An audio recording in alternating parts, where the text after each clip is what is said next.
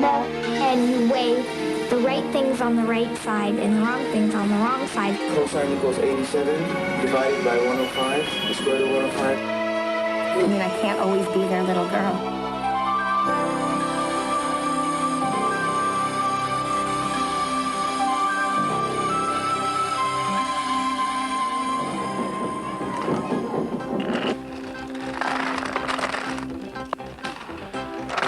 Cause and effect.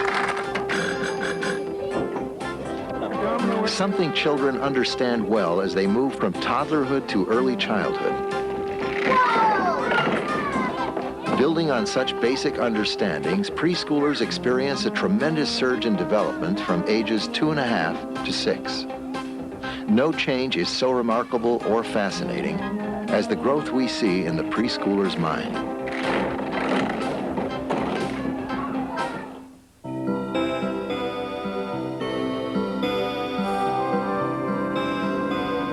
Leading the way in observing that a child actively promotes his or her own development and continuously strives to make sense of the world was Swiss biologist Jean Piaget.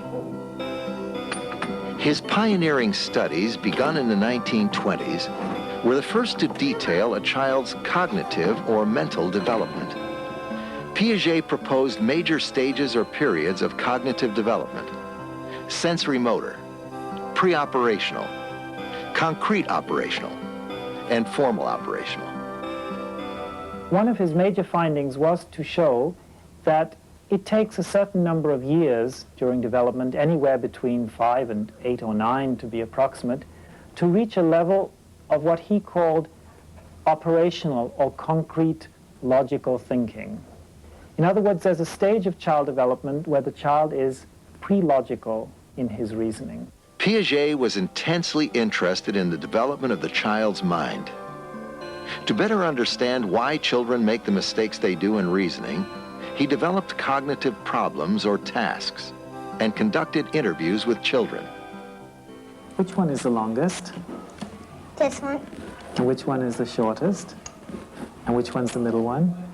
Very good. Now, I'm going to take them up and I'm going to sort of mix them around, and I'm going to put them... Piaget noted limits to the child's cognitive abilities at what he called the pre-operational stage. Now, can you tell me which one is the longest? This one. That one. Which one's the shortest? This one. And which one's the middle one? This one. Conservation, another of Piaget's milestones, marks the end of the pre-operational stage. By conservation, Piaget did not mean the preservation of trees or forests or wildlife or nature. By conservation, Piaget meant things that do not change, amounts that do not change, as in the classical experiment with the beakers called the conservation of amount. Ashley, do you think they're the same amount of blue water in this glass, in that glass? Mm-hmm. Yeah? Okay, so it's the same in both. Now, what I'm going to do is I'm going to take the water in this glass and I'm going to pour it into this one like this.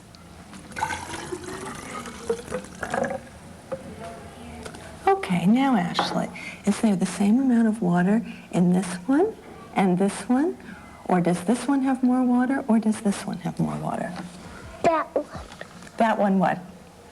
Has more water. That one has more water? Why does it have more water? Why do you think it has more? Because you poured it in there. Okay, because I poured it in there. All right, great. To many people's surprise, children in the pre-logical phase will answer that the amount has changed. This shows that the children are not conserving the amount of water through a physical transformation. An everyday application of conservation can be seen in the following task. 3 cookies are used. 1 cookie is given to the child, and the experimenter keeps 2 of the cookies. The child is then asked if this is a fair distribution. Is there really the same amount to eat in both amounts? So, if I give you that one and I keep these, do you think that's a fair way to share them? You have more. I have more? Okay, well look, let me do this then. Now, do you think, would that be fair to share? Yes. That's fair? Okay, how come? Because these 2 are 2 pieces. And those two are 2 pieces. Okay. So that's a rather charming example of how a conservation situation can apply in real life. Though Piaget himself did not study children from non-Western cultures, some have tested his theory to see if it applies to children everywhere. Piaget's theory is really geared towards assessing logical structures of thought that are ahistorical, meaning that they're not linked to a particular time in human history, and they're acultural, meaning that they're not intended to capture particular properties of cultural life. The Oksapmin people of Papua New Guinea provided a cross-cultural test of Piaget's experiments with young children. Oksapmin kids, for a large part of their lives, are working by helping their parents, either gardening, that is, growing sweet potato and taro on garden plots that they've erected for themselves.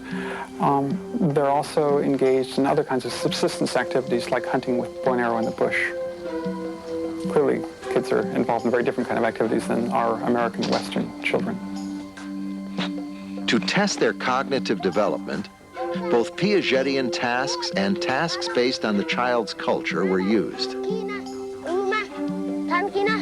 One of my interests in Oksapmins was whether they understood basic concepts like conservation.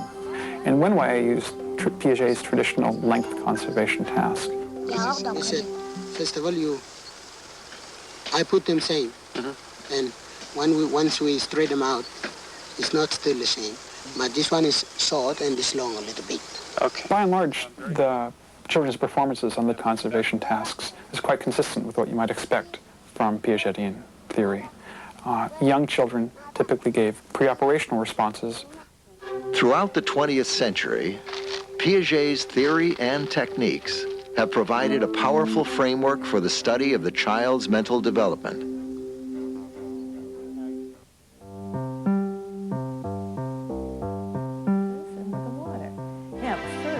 Though much of Piaget's theory has held up over time, it is not without critics. For example, some have argued that a child's response to interview questions could be due to a limited vocabulary. Now, can you tell me which is the longest, This one, which is the shortest, this one, which is the middle, this one. and how do you know that? Because when you put this one higher, put this one in the middle, and you put this on lower. Very good. Now, Terms such as longest and highest or lowest and shortest may mean the same thing to the child. one of them the longest. Can you do that? And make one of them the shortest. Very good. It's perfectly true to say that young children probably don't mean the same things with expressions like more, less, the same. All these expressions that relate to amounts, quantities, that have to do with mathematics. We also know that when we talk to the child in the clinical interview, that the child is responding from the base of what he has understood. And that's exactly what we're looking for. Another question is whether children can show a more advanced stage of thinking for their age than Piaget suggested in his theory. Here, for example, 5-year-old Matt successfully performs a concrete operational task. Okay, now, does this glass have more water? Does this glass have more water, or do they both have the same amount of They water? both have the same amount of water. They both have the same amount? How come? Because when this one and this one had some, they were both the same. Okay, when this... Piaget himself, like all of us, was well aware that some children develop rather fast, some children develop rather slowly. It's not the age at which the child passes from pre-operational to operational thinking, which is important, but rather the fact that the child passes from the pre-operational stage to the operational stage, and that this order of stages is a fixed one. The most fundamental criticism of Piaget's stage theory, however, is that the same child can show uneven development across the same cognitive skill, a phenomenon Piaget called décalage. Décalage is a French word. In the context of development, it refers to an unevenness or a displacement in children's level of thinking as they move from one task to the next. Conservation of number was acquired by children somewhere around 5 or 6. If instead you used liquid and got 2 glasses full of water and poured one into a different shaped container. Children didn't appear to understand that until the age of 7 or 8. For weight, it was 9 or 10, and for other things, it was 11 or 12. So this was a real problem for Piaget's theory. A very standard move on the part of a French intellect is to describe a difference with a new term. And so what he's telling us, he knows there's a problem here, but he really never explained it. With a different view of the child's mind, Rochelle Gelman devised methods that challenged parts of Piaget's theory. For example, to reduce the likelihood of the child attempting to second-guess the adult interviewer, Dr. Gelman sometimes uses puppets to ask what the child might consider a silly question. 5. Terrific! I knew you could do that. The characteristic description of the preschooler's mind was basically in negative terms. That is, they're pre-logical, they have preconcepts, they're illogical, they are egocentric, perception-bound, and that just didn't make any sense for a variety of reasons, not the least of which was what it was like to interact with these children. They hardly seemed to be in another world. 1, 2, 3, 4, 5. Oh, wow, you were really good at that one. I don't think I can fool you. Not denying the very robust phenomena that we have as a legacy from Piaget. There's just no question they fail conservation tasks. Still, there's an awful lot that they were doing, and the trick was to try and figure out how to capture the positive side of what their capacities were. For example, Piaget believed preschoolers' reasoning was what he termed pre-causal. Yet, children as young as 3 and 4 seem to know a great deal about cause and effect in both animate and inanimate objects. Can this go up a hill by itself?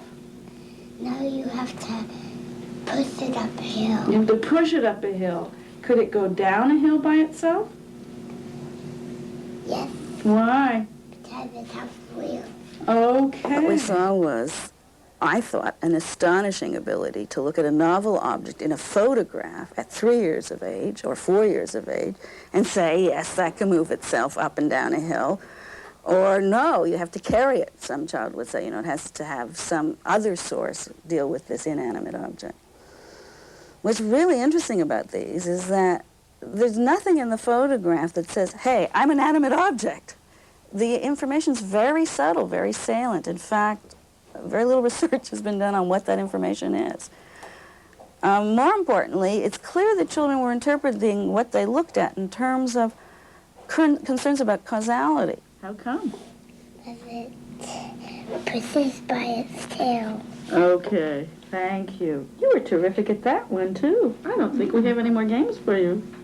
So here we have some very early intuitions about different kinds of objects because they move differently, that in turn is related to different kinds of matter, animate and inanimate, or you and I might say biological and non-biological.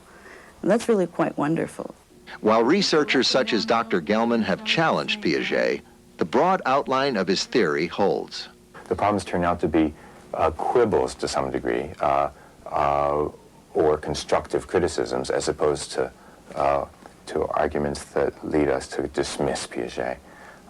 So we've been able to build on his framework to deal with the fact that sometimes children do things earlier than he said, the fact that there's more variability in children's behavior than he said. We've been able to build upon his ideas and now build better theories growing out of Piaget that allow us to talk about how children develop thinking and learning and problem solving.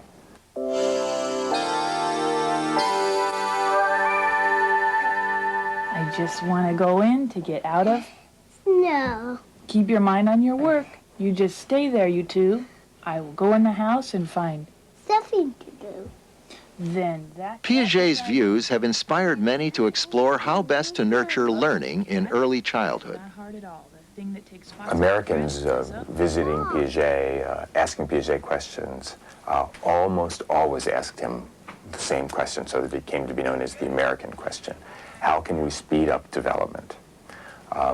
And Piaget's answer was loud and clear, that mostly it doesn't make sense to speed up development beyond what's natural to a child of a certain age, that it can actually be detrimental to the child. He likened it to training circus animals to do tricks or zoo animals to do tricks. He said that the child's knowledge should be organic to where the child was in development, that it shouldn't be something that was just a trick trained into the child. Just because a kid can learn something doesn't mean they should. Doesn't mean that they're ready for it just because they can do it. For example, just let me tell you something that you'll love. It's a very simple example. I don't think we should do the calendar with young children. It takes about 150, maybe 155 hours to teach a 4-year-old anything about the calendar. At 8, it only takes an 8-year-old 5 minutes to know the calendar. Now what you're going to do is waste about 149 hours of time that a child could be doing something else that's more important. What the kids need early, and when they're really young, early childhood kids, young kids, preschool kids need a cafeteria-style learning. So that what the brain says, I want to understand this, that could be available for them in this environment. Years ago, every grandparent, every parent on the planet had a button box. One of the ways that kids learned to sort was to sort buttons. I used to wonder what was wrong with my grandmother, that she would have me over and she'd give me the big button box and I would sort all the buttons for her. And then I'd come back the next week and they'd be all dumped together and I'd have to do it again. She was a very wise woman because she knew that that was part of the developmental process. See, this will be our front door right here, okay? Okay, let's continue now. Okay, and this guy goes here. This valuable learning boost that adults often provide children, psychologist Jerome Bruner labeled scaffolding. It's really like a person building a house, puts a scaffold up so that they can build a second story or a third story. It allows them to build a higher, more complex house. And then they can take the scaffold away and the house still stands on its own. In the same way for the child, the scaffold that the adult provides helps the child to gradually build a skill that he can't do on his own. And then eventually, the adult doesn't have to provide the scaffold anymore and the child can do the skill on his own. It's always a real question for parents, when am I pushing and when am I really sort of doing what's demanded of me as a parent to really help this child realize his or her abilities? And that is a very difficult question, and I think the most important way to answer it for the parent is a difficult one, which is to look at one's own motivations. Is this really, am I really doing this because I think it's in the best interest of this child, or is this really something I'm doing because it's something I want? And I think that's the discrimination. So if you're genuine and say, look, this kid really can do better than he's doing, he's goofing off, then I'm going to put the screws on, and that's really knowing that kid and knowing this is what's, then that's fine. But if it's, you know, I really want this kid to be a super kid and he's doing as well as he can do, but he's not doing well enough for me, that's a different story. So it really is our own motivation where we're, you know, where we're coming from.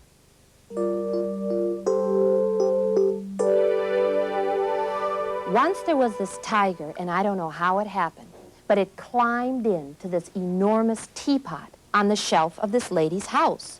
She had 10 children, and it was time for tea. And she said, I think I'll go get the teapot down. Now, she talked like this because she was from England. She got up on a shelf, and she got that teapot down, and she said, wait a minute, this teapot is very heavy. Something's inside of it. And she took the top off, and luckily she took the top off carefully, and out popped a tiger. Yikes, said the... About the same time as Piaget was formulating his ideas about how children actively construct their own world, a Russian psychologist, Lev Vygotsky, was proclaiming the power of social context in shaping not only what, but how a child learns. Vygotsky made the point that an individual is embedded in a social world, not just in the interactions with other people, but in the culture, including the cultural tools that are available to the person. Well, Piaget's theory leads us to ask questions about what are the universal structures of thinking. It provides little direction to understand how inventions of culture become interwoven with and may influence particular properties of our cognitions and thinking. Knowledge is not acquired independently, but rather all learning is acquired as we as individuals participate in socially and culturally organized activities, which may be found in the home, in the schools, in the churches.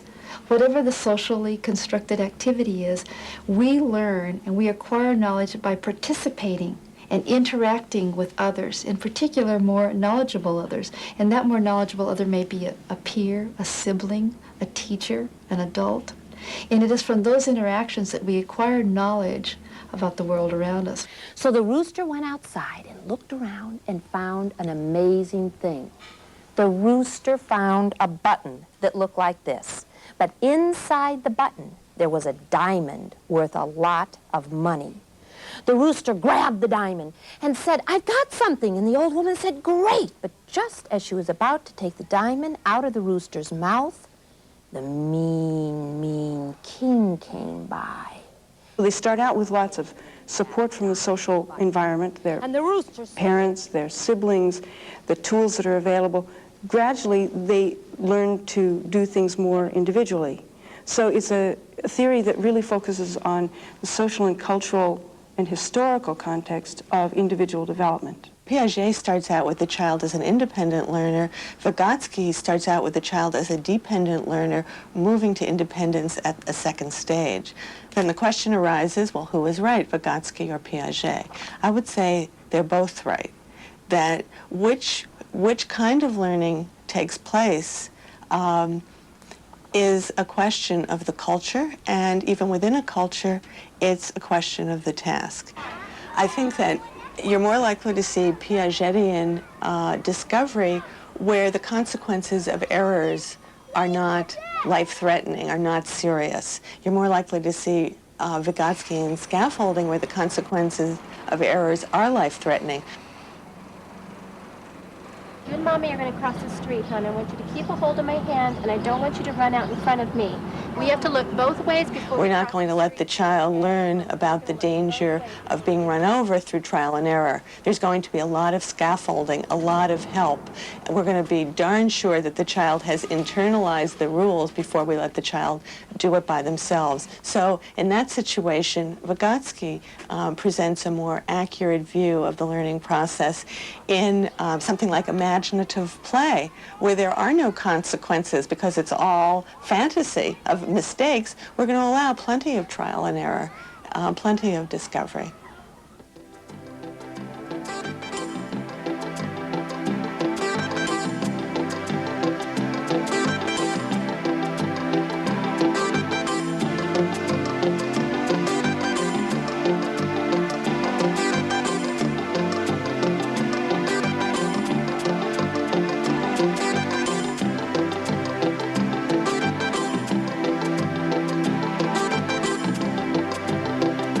It is during early childhood that children go from freewheeling exploration to more formal learning. Look now, all his spots are blue. One of the first things that kids acquire is the ability to read environmental print. And you can see 2- and 3-year-old children recognizing McDonald's and Target and lots of logos. And that's one of the first stages or elements of becoming literate, of learning to read. Yeah, this was a really rich instance, and when you saw the kids... Dr. Gutierrez and her associates study cognitive and social events in a child's life that contribute to literacy. We do know from the research that the home literacy practices, that is, what kinds of activities do parents do around reading and writing and talking and thinking, those kinds of activities really do influence the way kids make the transition from what they know at home to participating in school. They pulled to a stop in front of the doctor's office. "Come, Cubs," said Mama. "We don't want to be late for our appointment." Opportunities to engage in print really do enhance literacy development as well as cognitive development. If you think of it in this way, kids, when they read, are really bringing together all sorts of systems, all the systems of language that they have, all their resources. And so what they're forced to really integrate what they know and what's being acquired in the text. It's an opportunity for them to expand their own narrow versions of the world. I mean, I think that's probably one of the central roles of reading at this very, very early age. Some researchers and educators question the appropriateness of teaching reading and writing to preschoolers. Yet most agree experiences in early childhood establish the foundations of literacy. We do a story writing thing in our school where almost every day, between 25 and 30 stories are written. We just carry clipboards around. The kids dictate their stories, or we don't insist. They dictate them, and then I read them to the entire class. What's happening there is the child's words are valued. They're read to everybody. Not everybody pays attention while I'm reading it, but when I get through, I go, wow. And then everybody says, oh, yes. But you see, you can't expect kids to write a thesis when they're in college, or to write a paper in high school, or to write in junior high if they haven't started this down when they're really, really young. We have to examine our own assumptions about how children learn and to make sure that our assumptions aren't constraining opportunities for kids to participate in literacy events, because kids can do so much more than I think traditional beliefs about learning to read have suggested. That when given the opportunity to take ownership of the reading process, to participate, to create their own text, to read their own text, kids can do things that we wouldn't imagine. The early childhood years mark the beginning of our passion to know and understand. With this desire comes ever-increasing abilities to think and reason, to make sense of the world. As this process unfolds, we watch in wonder at the dramatic development of the child's mind.